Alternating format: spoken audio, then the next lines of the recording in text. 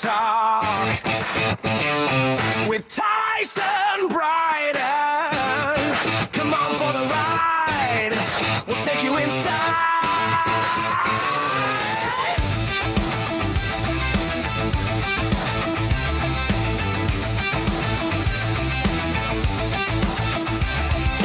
Non-stop rock talk.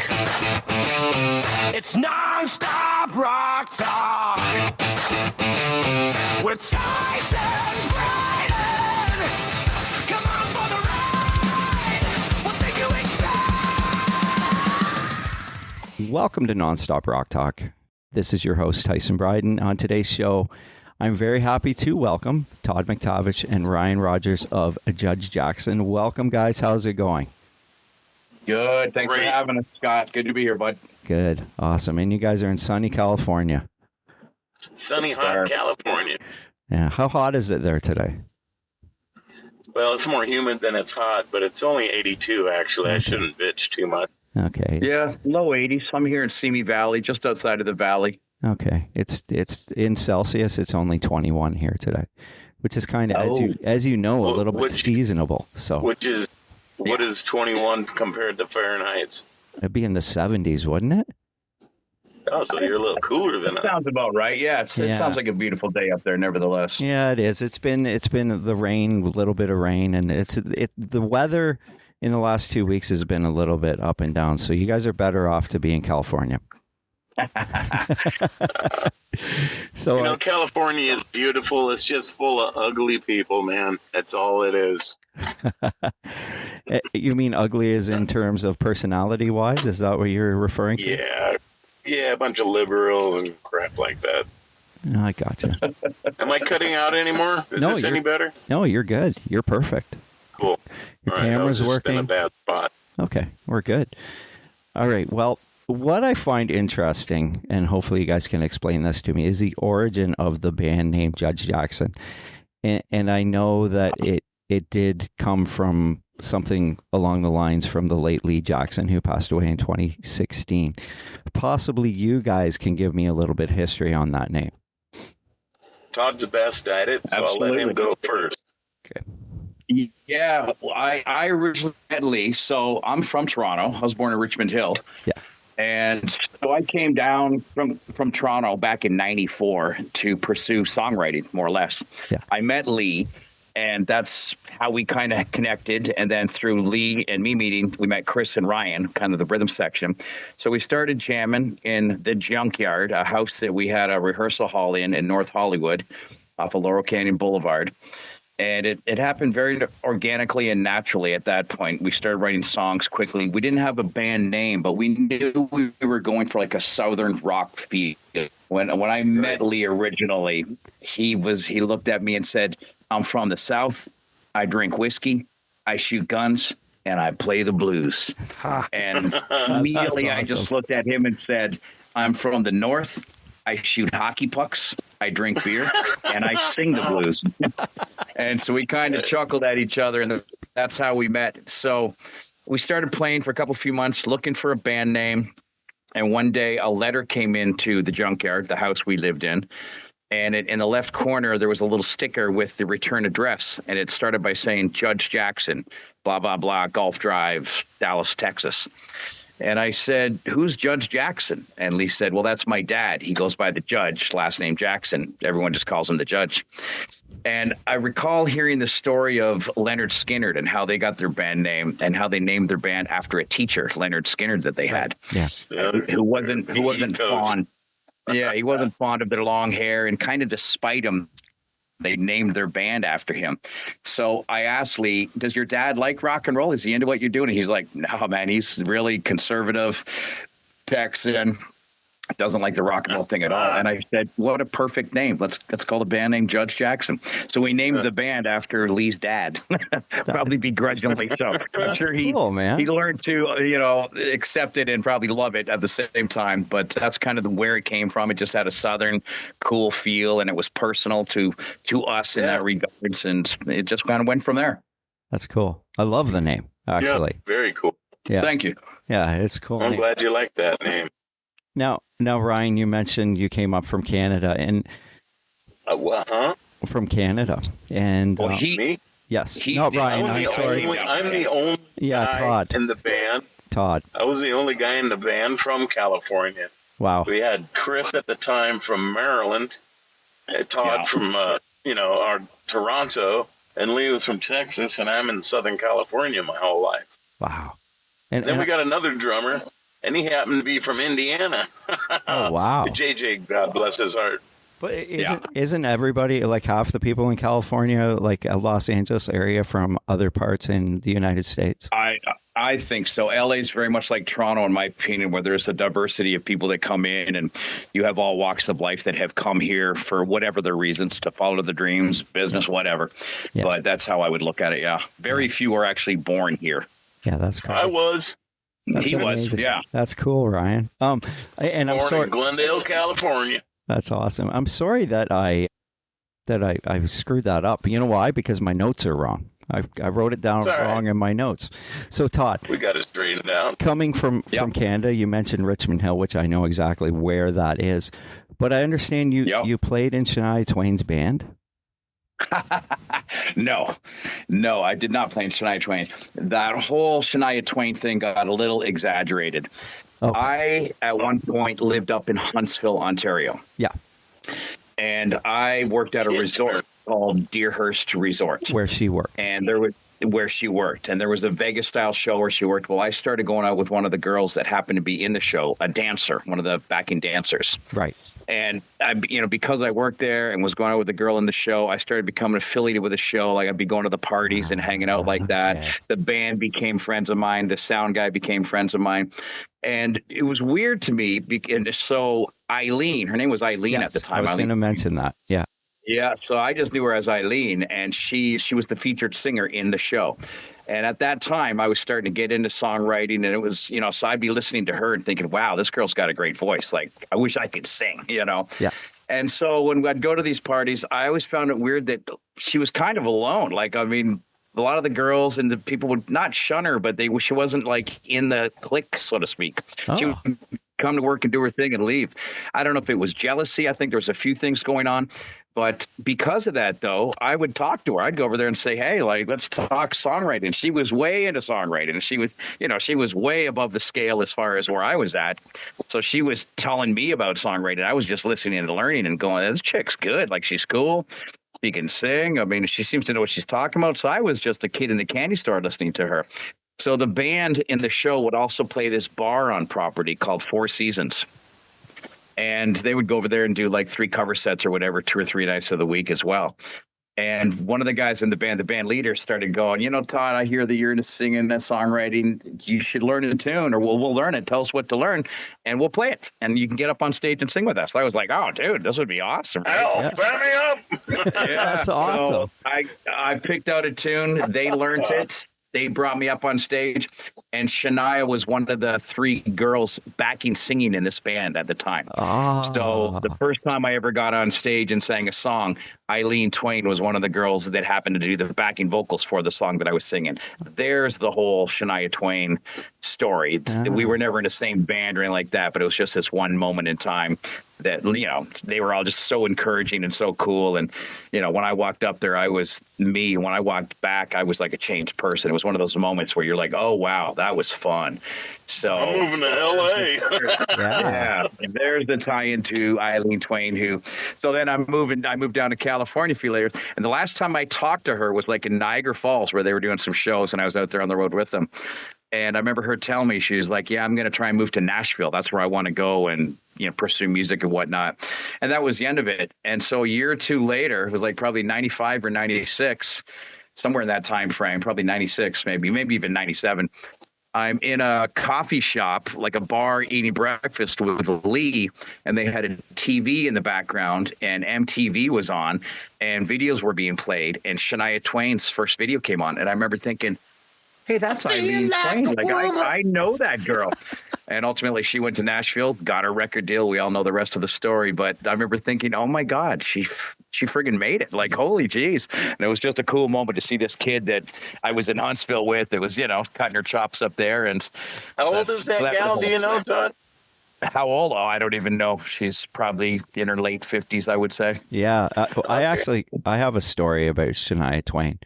Okay. If you guys don't mind me sharing it, because I was going to mention you this better thing hurry about about it now. Eileen. I've never met her. I've never talked to her. But when I grew up in Orono, Ontario, Okay. until from the time I was like 12 till I was in my 20s. So I started taking guitar lessons from what I would assume is probably the only guitar teacher in Orono. But he was an awesome player, awesome. And I mean, a lot of the stuff he taught me still sticks with me today. But Right. anyways, he says, so we used to go in this apartment he lived in it was a fairly big apartment in this back room, and we'd go and he'd be teaching me stuff, and I'd be like, can you teach me Megadeth and stuff like that? Because that was big at the time, right? T-cells, man. I think it was Symphony for Destruction. I wanted to learn that riffing because I thought it was so cool. Exactly. So anyway, we're sitting there one day, and he says, yeah, I used to play with this singer. She was in our band, and so I think this was before Huntsville. She was in our band, and I recorded this song with her, and we had her sing in a closet. And and anyways, for like her little vocal booth in the closet. Yeah, the closet was a vocal booth. So he says she just put out her first album. So this was the first album before the Mutt Lange one, the one that she did before that.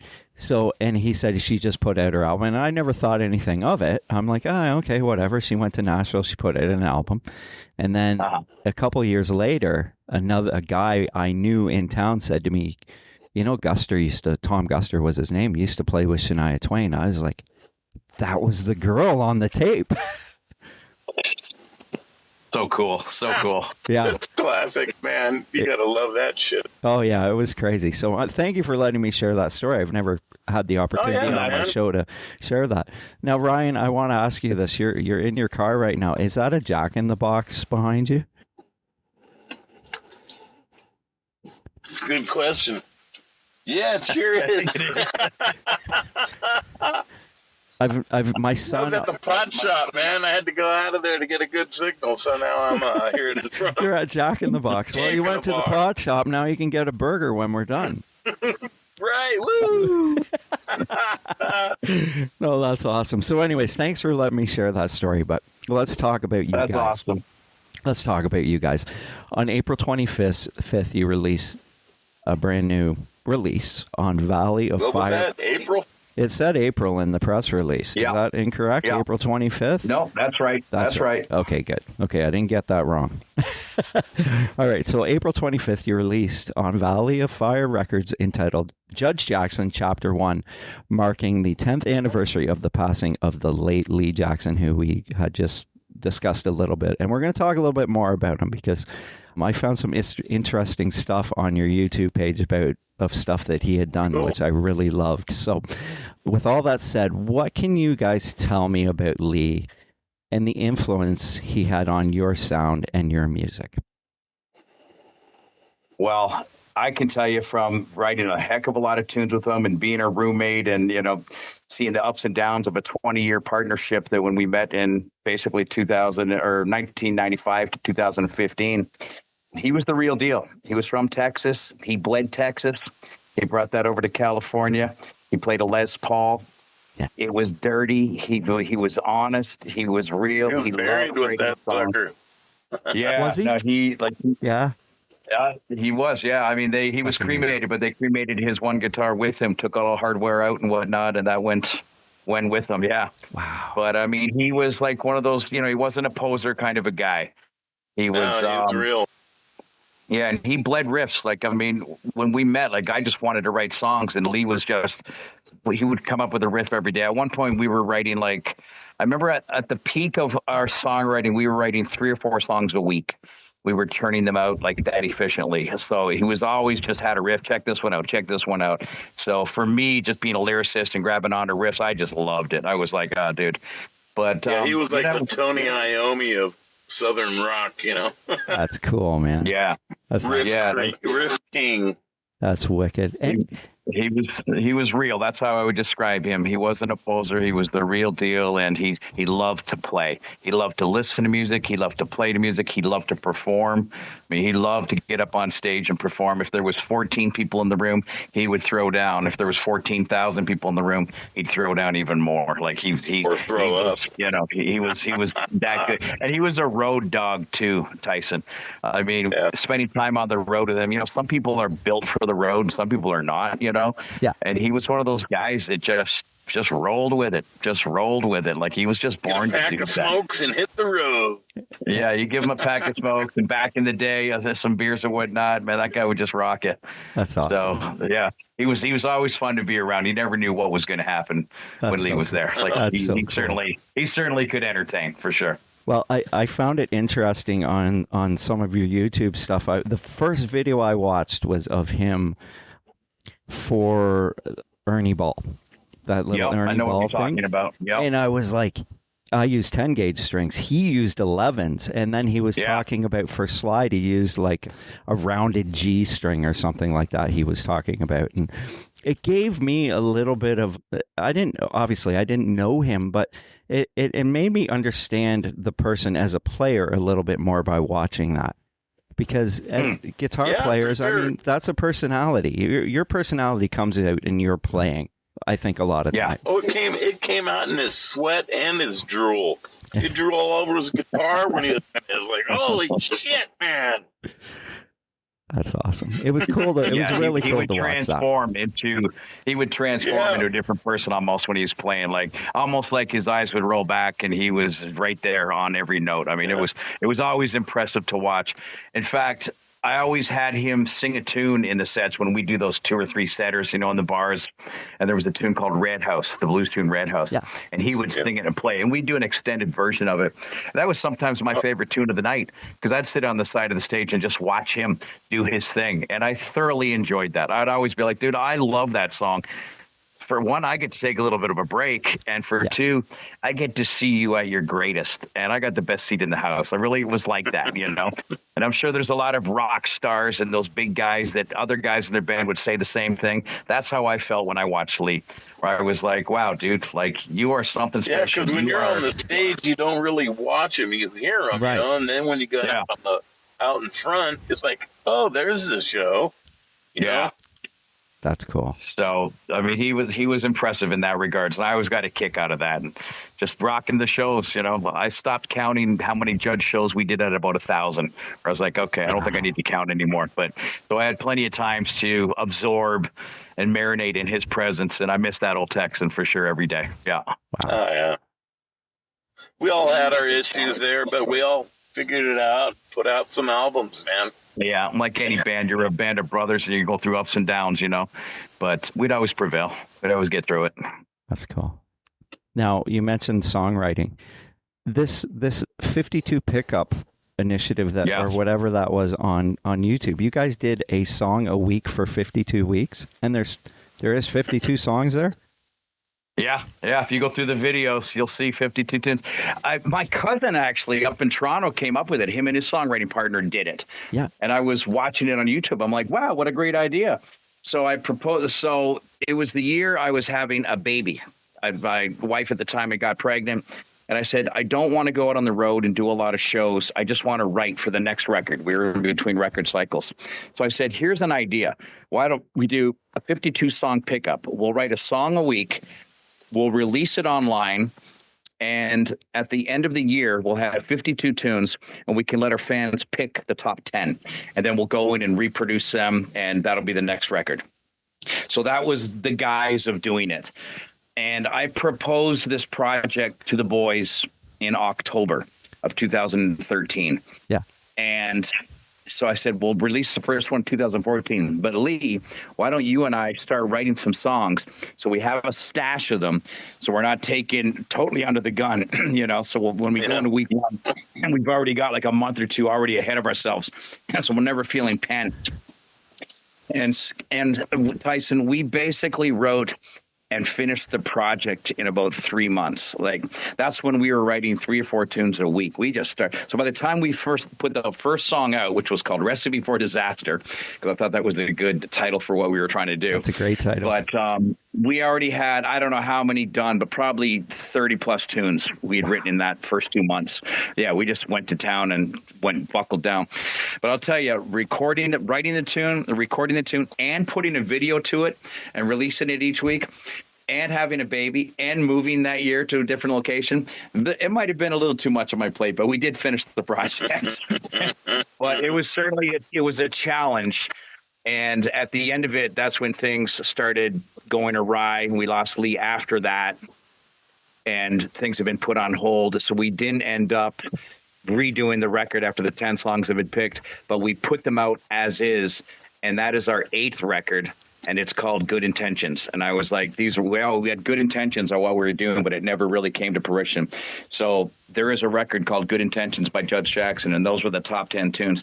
But I was so impressed with a lot of the tunes that we did a trilogy of records off that 52 songs and put the second one out. I called it Proceed with Caution, which were like the B tunes that didn't make the record. And the last one was called Campfire.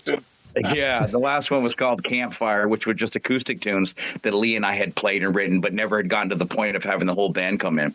So all 3 have their own unique fingerprint, but Good Intentions would have been the record as far as that goes. And in my opinion, the best Judge Jackson songs we ever wrote in that whole era of time. Wow. So, but yeah, it was a great writing project and a great challenge for any songwriter. Like, writers write. You know what I mean? Yeah. I had the fortunate of working with Billy Bob Thornton, the actor, and we went in and did a song with him, Lee and I, basically. And in his studio in his home, he's a phenomenal musician, and I didn't realize that until I had the chance to work with him. But I remember him looking at me, and we were talking songwriting, and he goes, "Man, writers write, dude." Like, he was giving me a record every time I'd show up at his place with like 10, 11 songs on it, going, "Check it out. Let me tell you, like, this is demoed stuff."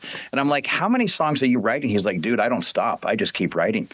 Like, writers write. And that led to the 52 song pickup as well, where I was like, we need to write more. We were writing 25, 30 songs for each record cycle and then picking 10. And I'm like, let's write 50 plus for this next record. So that's kind of what happened. But, you know, being a writer, I love writing, and there's songs right in the wind if you know how to pick them out. As you know, any songwriter would tell you that. Inspiration is everywhere. It's still that way today. It's still that way today. We're working on an album and another project together. And he's already working on the second album. We haven't finished the first yet.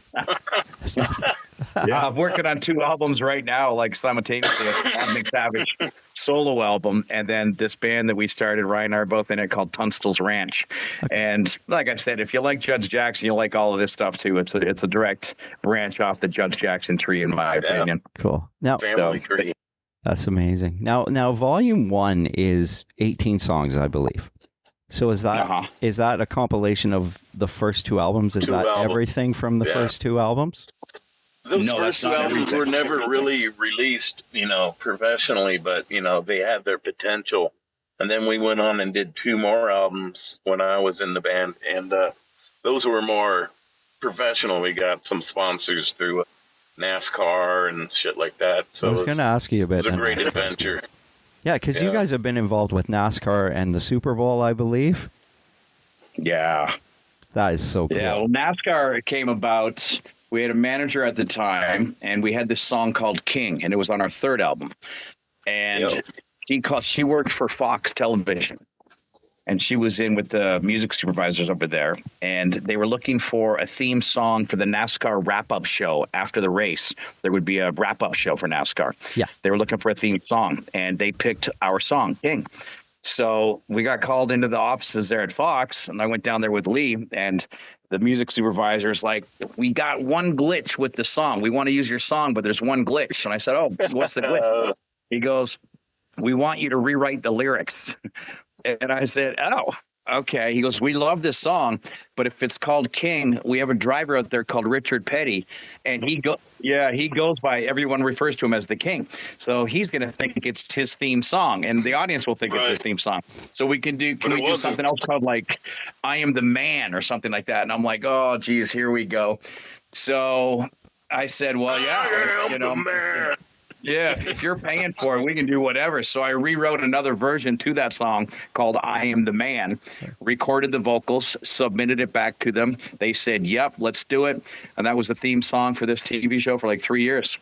And we got to go down and record a video at the track here in California, I think in Irwindale at the time. On a 115-degree day. Yeah, it was a hot video shoot day. That's what I do remember about that. Oh, man. But just, great experience and great affiliation with NASCAR, obviously. Anything to do with NASCAR, any artist is going to be tickled pink about that.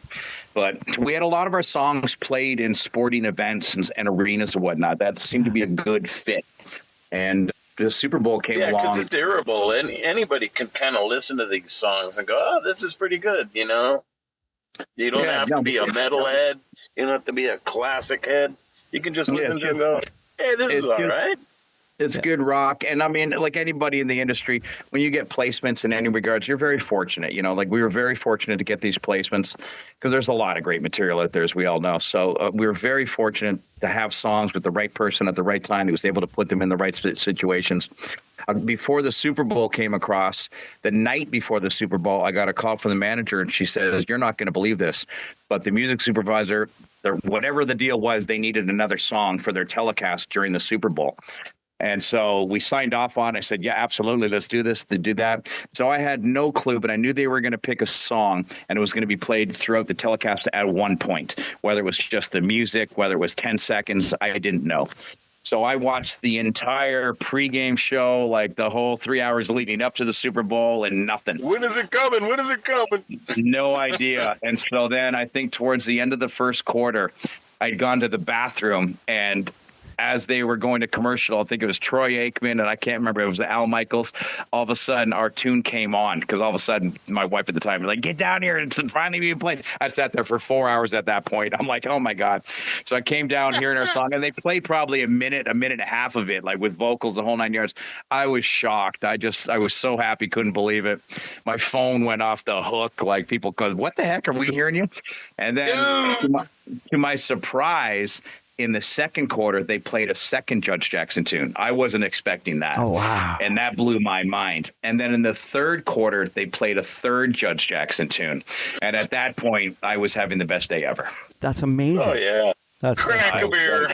Yeah, I mean, I'm a huge football fan, but yeah, that was a great day. Well, for me, like just knowing my song got played after Troy Aikman talking because I'm a Dallas Cowboys fan, knowing that my song, like I would be beside myself.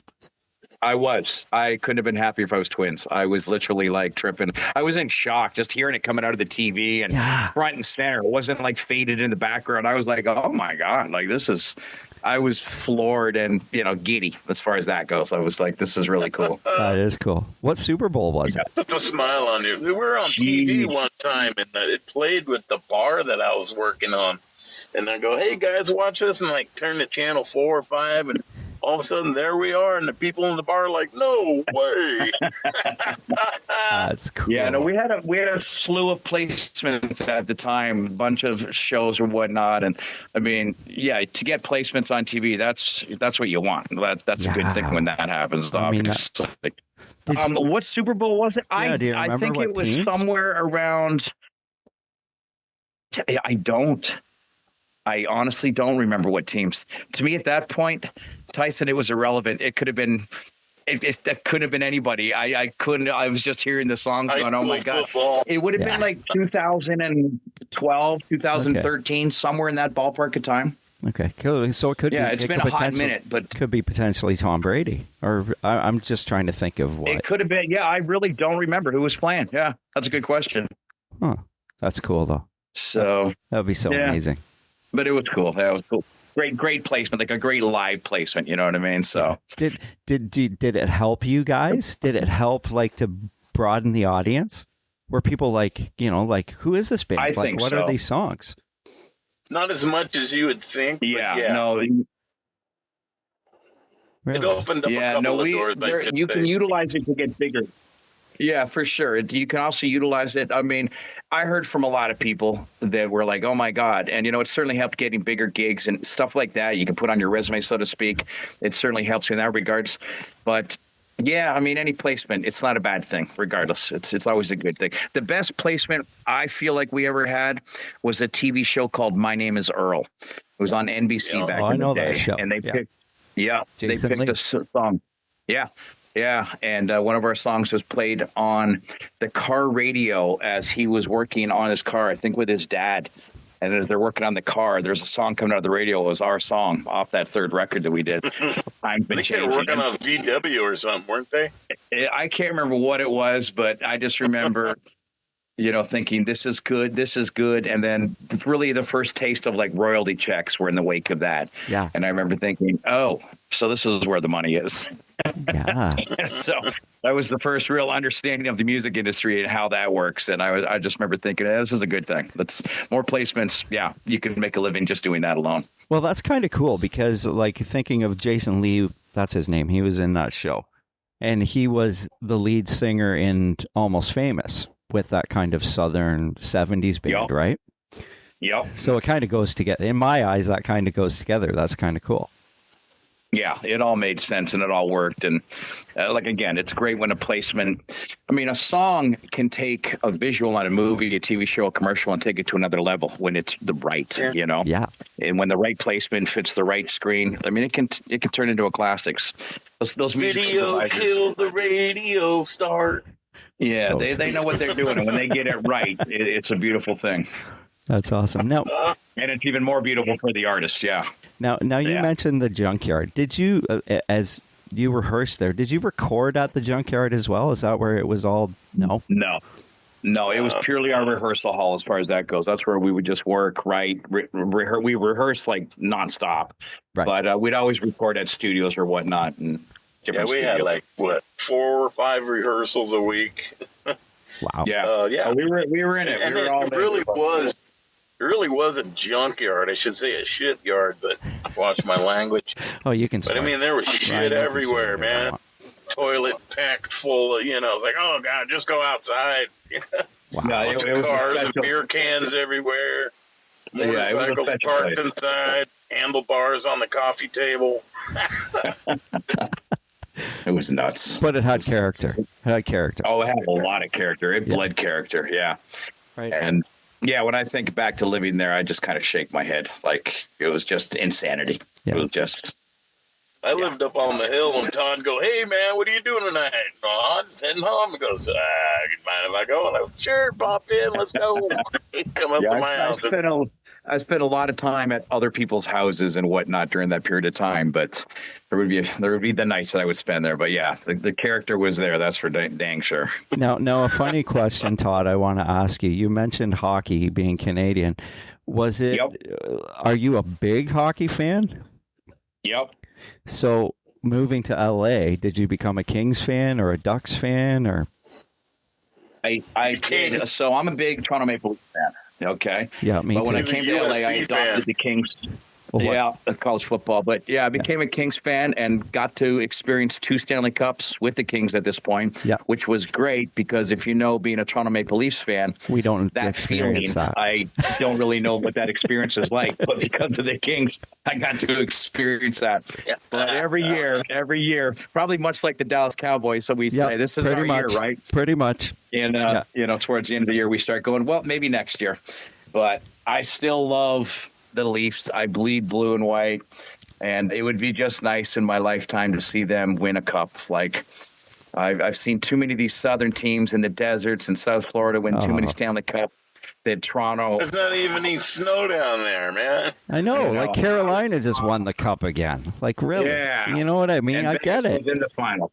I know. I mean, come on, Toronto. Let's go. Like, what is the problem here? Yeah, you guys invented the sport. Oh, it is. I mean, it gets talked a lot on radio here. Yeah. Well, and in the No, news. but- Well, not the newspaper as much because who reads the newspaper anymore? But Right. online and whatnot. I mean, it is. I mean, and they just cleaned house again. New coach. I know. New GM. I know. Right. I mean, we were all probably thinking about, geez, what's his name? Mitch Marner down here in Las Oh, Vegas. yeah. I mean, as he got close to the cup, it was like, geez, is he going to pull it off 1 year after leaving? Remember Phil Kessel? Yep. As soon as he left, he got a few Stanley yeah. Cups under his belt. But I don't know what they got to do. Like, I don't know. You know, one of the songs in the 52 song pickup, if you go through it, it's a song called Hockey Night in Canada. Oh, I'm going to go through. I didn't have enough time to go through them all. Yeah, one of them's Oh, actually man, you'll be up all night. I'm going to do it, though. Somebody had sent me a link saying they're looking for a new theme song. So I took it as a challenge. So we're like, oh, well, let's write a song about hockey. And I called it Hockey Night in Canada. So we submitted it. It didn't obviously get picked, but that was one of the releases one week, is a song called Hockey Night in Canada. I'm going to check that out. So I don't know if you're aware of this, but Hockey Night in Canada is apparently no longer on CBC. I just heard that. Yeah. And it broke my heart to hear that. I mean, come on. It's crazy. Well, What is it on Paramount now? It's on Sportsnet, which is like one of our ESPNs. Yeah. I mean, as far as I'm concerned, and I don't care that I say this on my show, Hockey Night in Canada died when one certain guy wasn't on there anymore. Anyway, Don Cherry. Yes.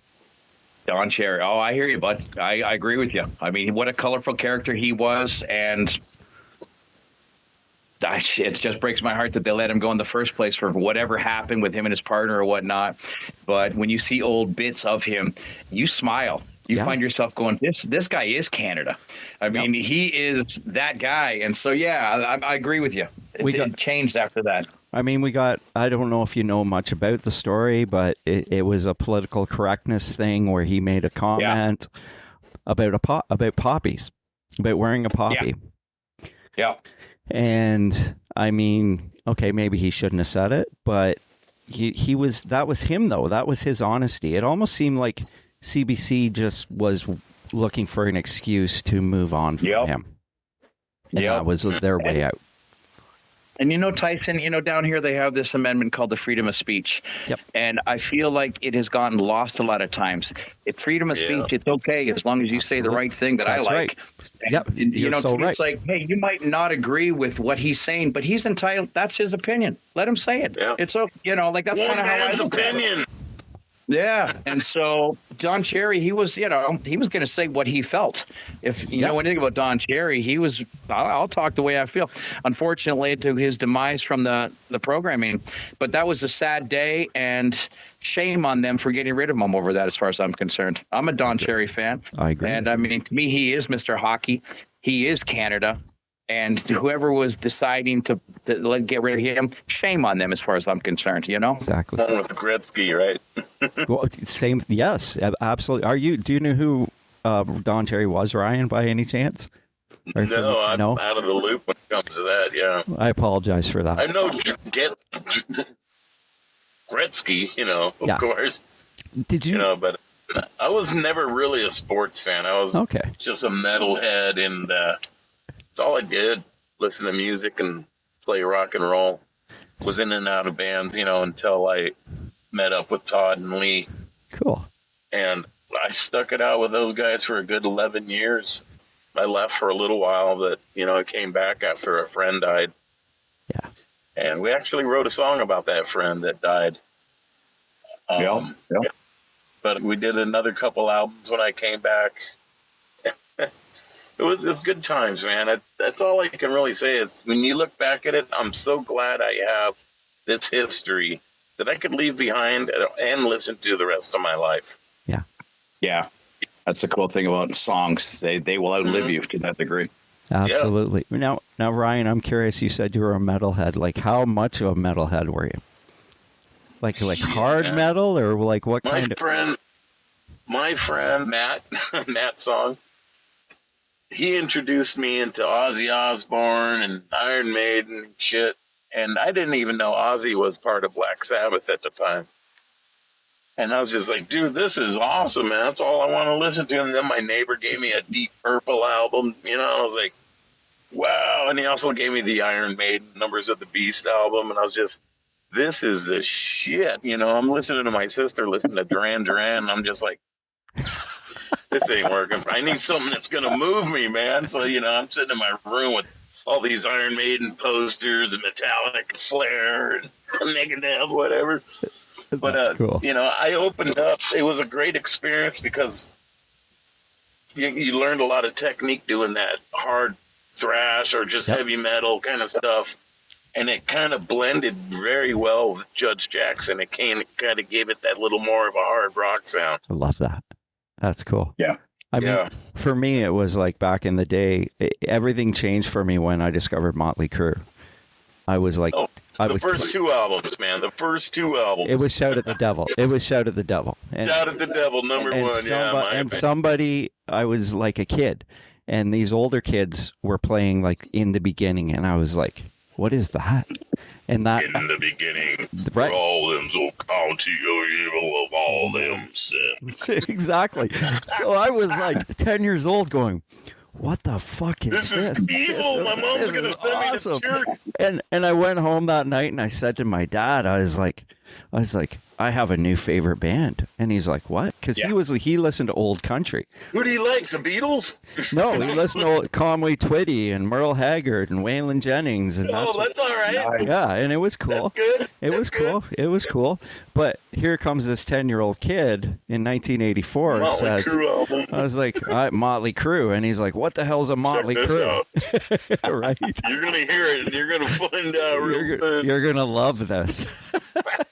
Yeah, he didn't love it.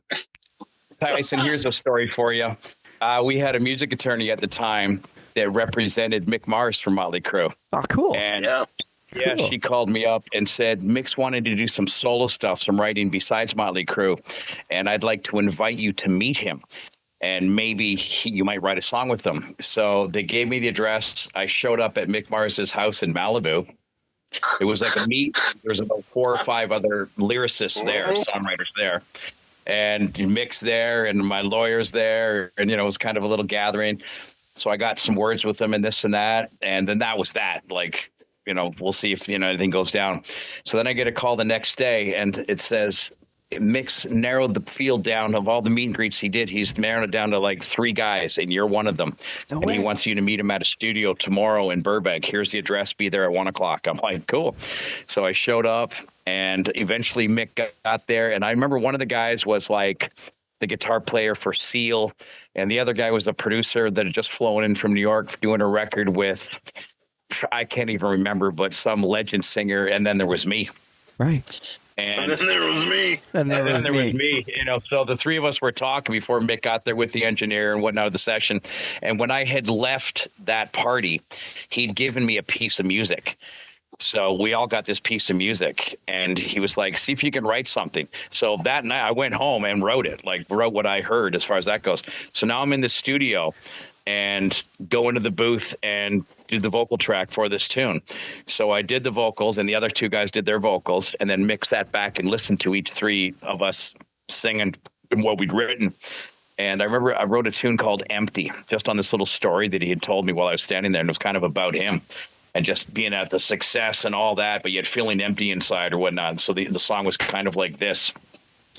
And see, the session's over, and he goes, yeah, I want to move forward, and I'm going to pick one of you guys, and the other 2 guys, it's been a pleasure to meet you, this and that. And with the longest finger, alien-like finger, he leans over and looks at me and goes, you. And I'm like, me? Moi? Moi? Yeah, man. And so he goes, can you come to my place tomorrow? And I got a studio there. We're going to talk some more about songwriting. I'm like, I'll see you then, buddy. So I went back to his house and ended up a relationship of going to his place and writing and recording with Mick for a spell. Some of the tunes we wrote were for like American Idol contestants that were doing stuff and getting record deals.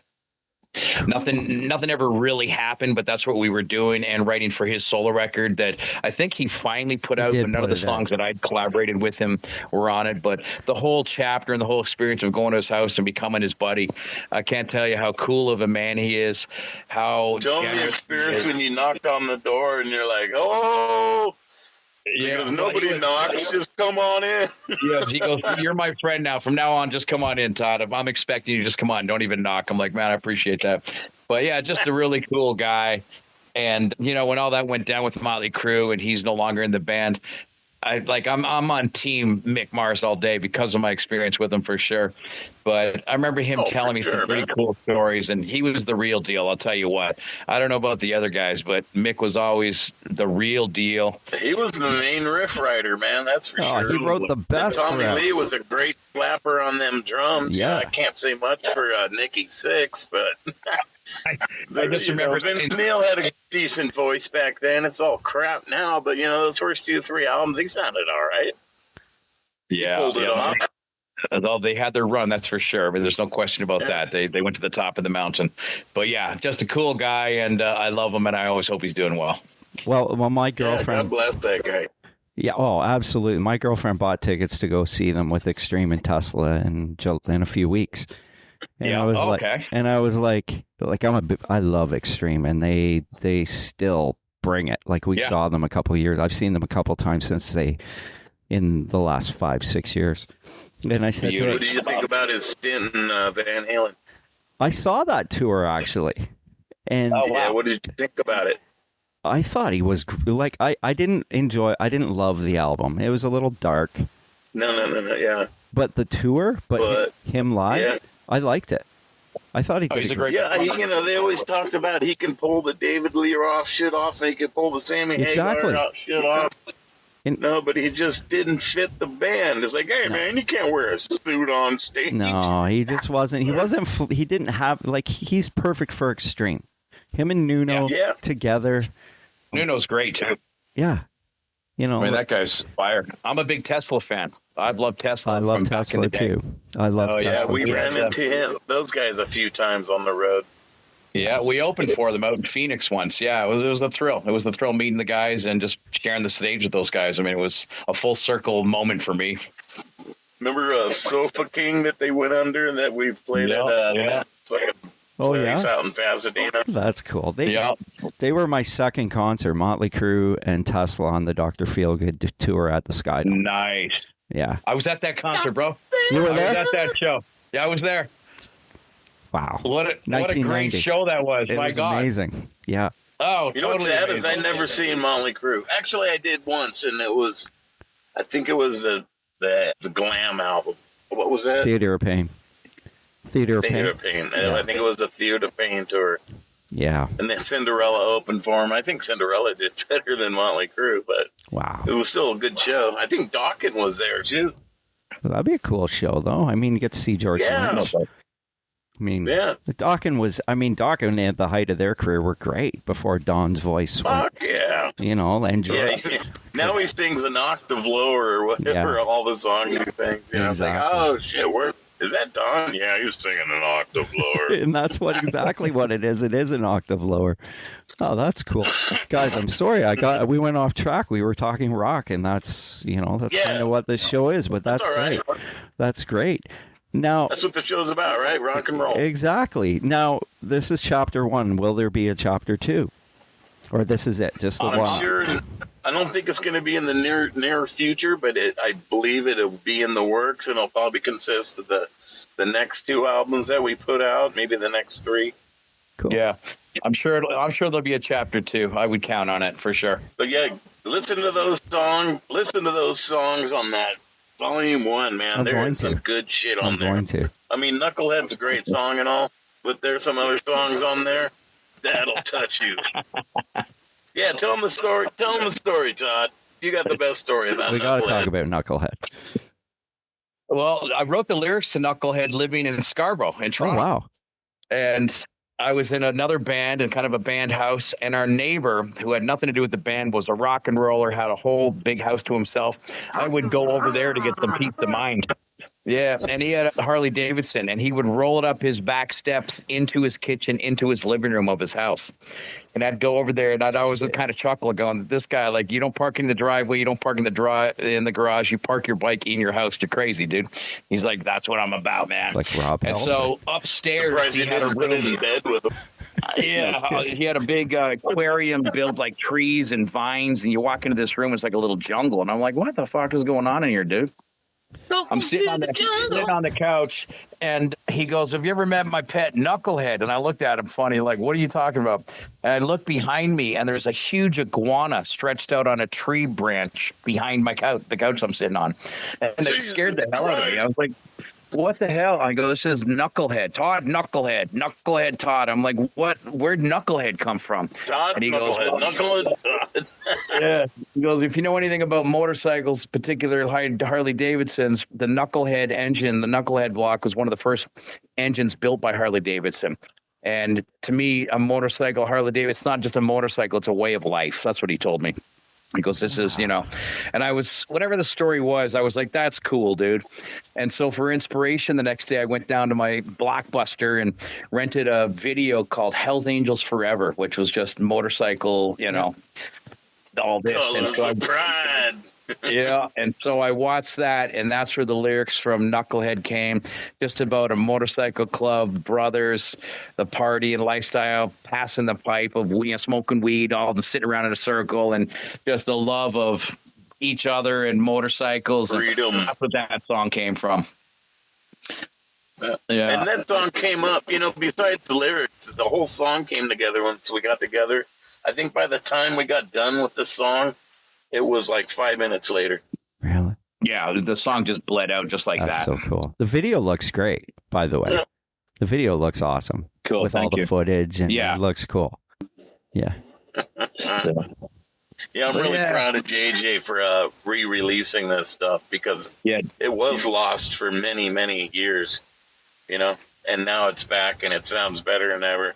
Really minimal editing at all, just more enhancement, of sound. Yeah.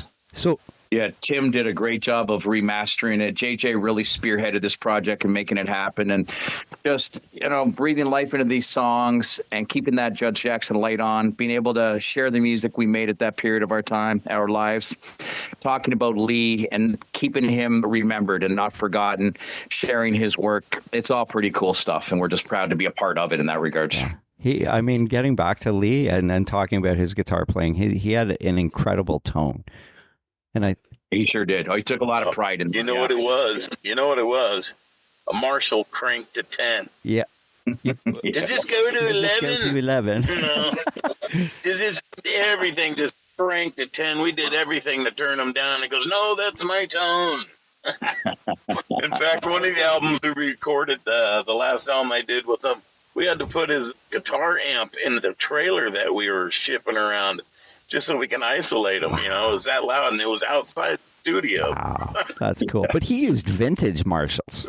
Like like the old school. And I don't believe they were modified one bit. They were just a 50-watt Marshall, and that thing was so flipping loud.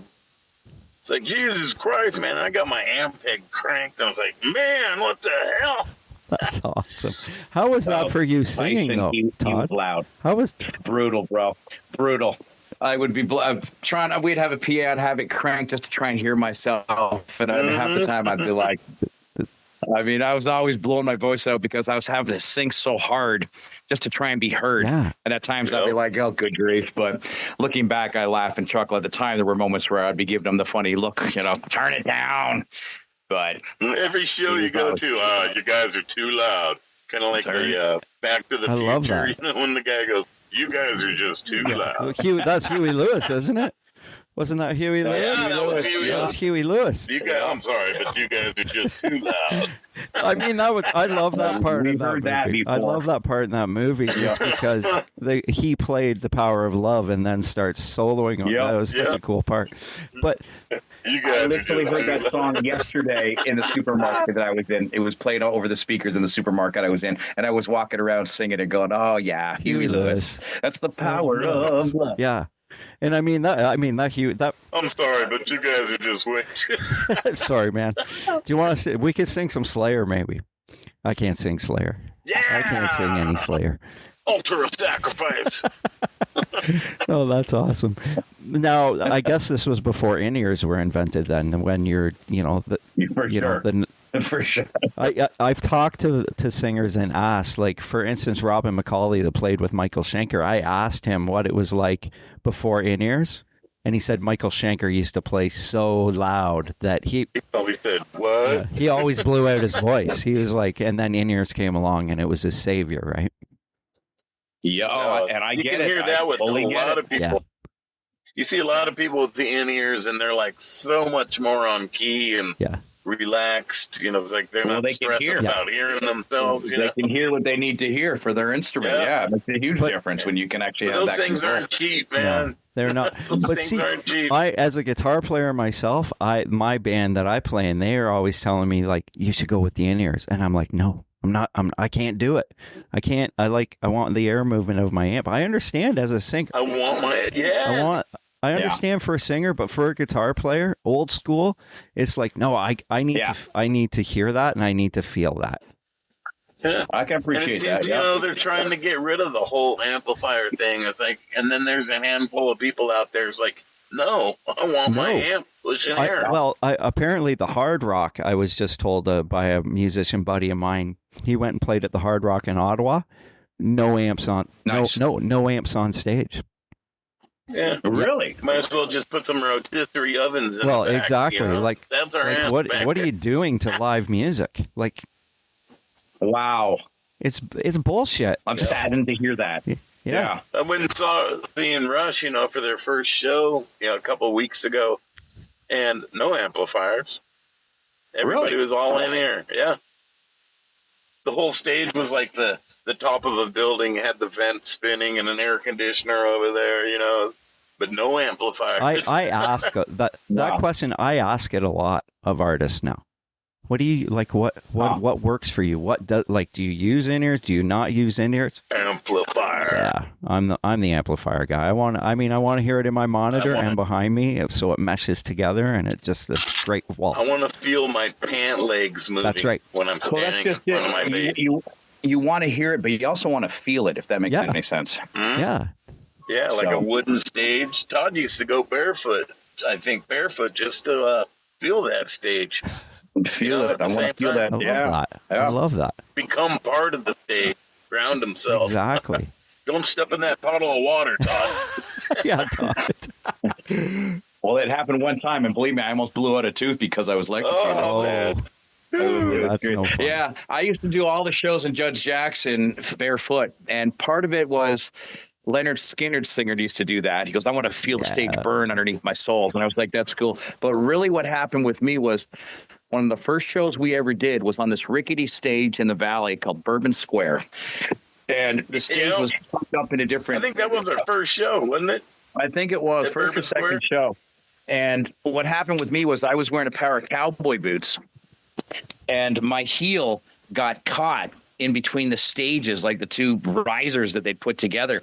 And I dang near broke my ankle with the things. And the heel broke off the boot. And so I took the boots off. I just sat down and took the boots off and finished the show barefoot.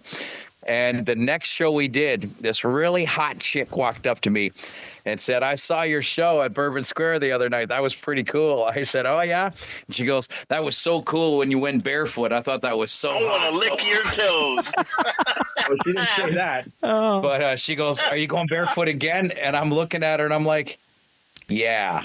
That's awesome, man. I went barefoot ever since after that. That was my thing with And on top of that, back then we're all poor, so we didn't have any good-looking shoes. So I can take them off. I might as well not wear them. No one likes them. Concern myself about. Oh, that's cool.